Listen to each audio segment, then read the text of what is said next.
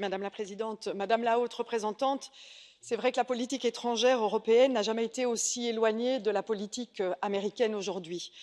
Quand il s'agit du Moyen-Orient, mais pas uniquement quand il s'agit du Moyen-Orient. Par exemple, et vous avez été une défendresse de l'accord iranien, les États-Unis se sont désolidarisés. Quand il s'agit de la COP 21, les États-Unis se sont désolidarisés. Quand il s'agit d'Israël, bien entendu, les États-Unis ont soutenu la partie la plus extrême du gouvernement israélien, particulièrement en décidant de changer son ambassade vers Jérusalem en la considérant comme étant la capitale. Et maintenant, avec la reconnaissance par les États-Unis de la souveraineté d'Israël sur le Golan, la Maison-Blanche envoie valser le droit international et les résolutions des Nations unies.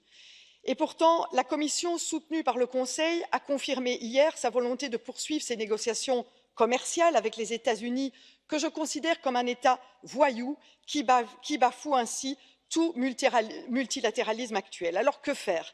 Vous avez, Madame la Haute Représentante, utilisé tout ce qui était entre vos mains, la politique, la diplomatie, mais je pense qu'il y a deux outils qui n'ont pas été activés. Ce sont les accords commerciaux et ce sont les accords d'association.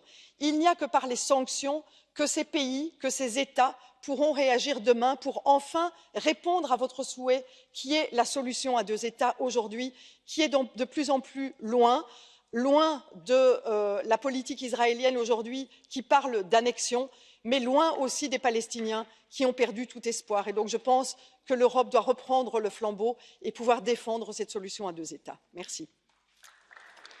Kiitokset edustaja Arena, mutta nyt edustaja Preda on esittänyt teille sinisen kortin. Ja edustaja Arena, hyväksyttekö tämän sinisen kortin edustaja Predalta? Kyllä. Olkaa hyvä, puoli minuuttia edustaja Preda. Chère Maria, tu viens de dire que les États-Unis sont un État voyou.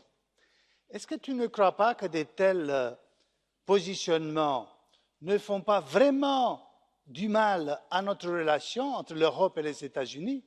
Est-ce que tu ne considères pas responsable aussi l'aile gauche du Parti socialiste et l'extrême gauche qui a insisté pour ce débat, aussi responsable pour la détérioration de cette entente, de cette, comment dirais-je, bonne atmosphère de travail avec les États-Unis?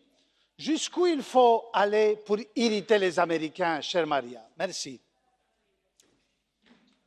Franchement, cher Monsieur Preda, cher Dan, les États-Unis n'ont pas attendu la gauche européenne pour bafouer le droit international.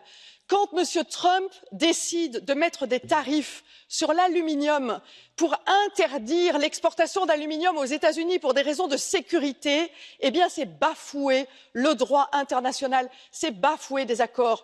Quand les États-Unis reconnaissent le Golan comme la souveraineté israélienne, c'est bafouer des accords. Alors venir dire que c'est la gauche européenne qui vient activer la mauvaise entente entre les États-Unis et les Européens, excuse-moi, mais si tu as envie de t'aplatir devant M. Trump, c'est ton choix, ce n'est pas le choix de la gauche européenne. Kiitos edustajat Preda ja Arena. Ja nyt sitten